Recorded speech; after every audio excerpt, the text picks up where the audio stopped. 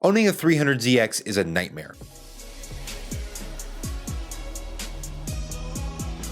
From the insanely tight engine bays to the 90s tech that's always broken, it's pretty easy to see why people don't want these. The Z32 in specific, because that's the one that looks the best, that's something we can all agree on. But the Z32 specifically has its whole host of problems. Now, of course, every car is going to have problems and faults, but on the Z32 300ZX, you can't fix them, because you can't reach them. The twin-turbo V6 that's under the hood of the 300ZX is so insanely tight, and they stuffed that thing in there that you need small little Japanese hands to get in there and fix shit. Jobs that would seem no issue on American cars require you to remove the engine on the 300ZX. It's that bad. The Z32 300ZX came out in 1989 in Japan and was produced all the way until 2000. In the States, it came out in 1990 and it was produced till 1996. You could get it either naturally aspirated or twin turbocharged, with the twin turbo model making 300 crank horsepower and 283 foot-pounds of torque. It would go 0 to 60 in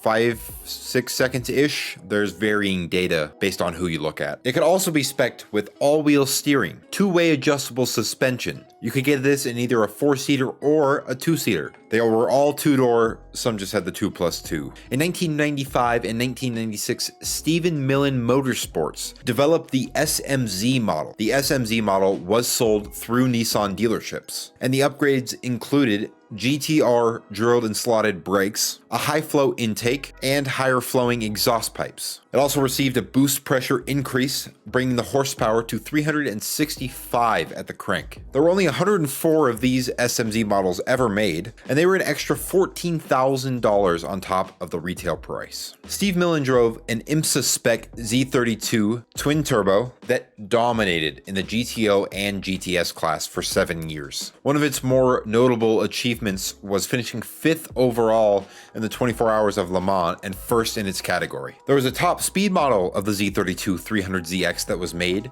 and it went 231 miles an hour on the Bonneville Salt Flats. That's crazy. That is crazy. Now, I'm sure I missed some things, but that's not really what we're here to talk about. We're talking about why nobody wants to own them. Why are they so cheap compared to what they once were? And on paper, it sounds like a great car, and when it works, it is a great car. The Z32 looks even better from the outside. I think, personally, one of the best looking Japanese sports cars of all time.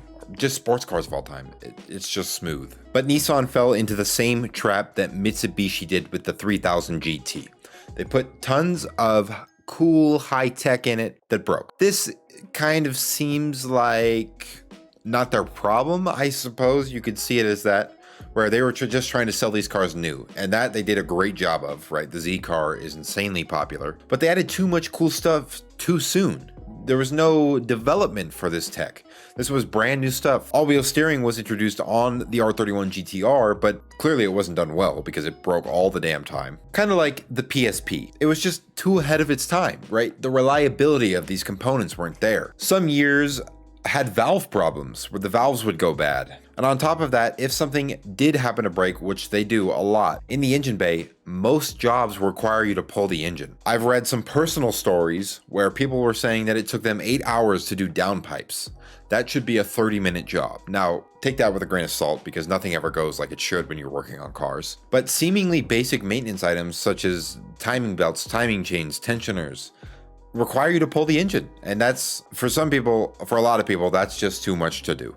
So people more commonly with the Z32, I would say, than other enthusiast cars will take it to their mechanics because they just don't want to deal with it. And frankly, I don't either. So, but they're great cars. I would love to drive one. I would love to own one. Well, I'd love to own a working one or make enough money to take it to the mechanic. Other than that, that's all I've got today. Thank you for watching. And if you like the 3000 GT, if you like cool Japanese tech, check out this video right here about the 3000 GT and how it's almost a supercar, but not quite.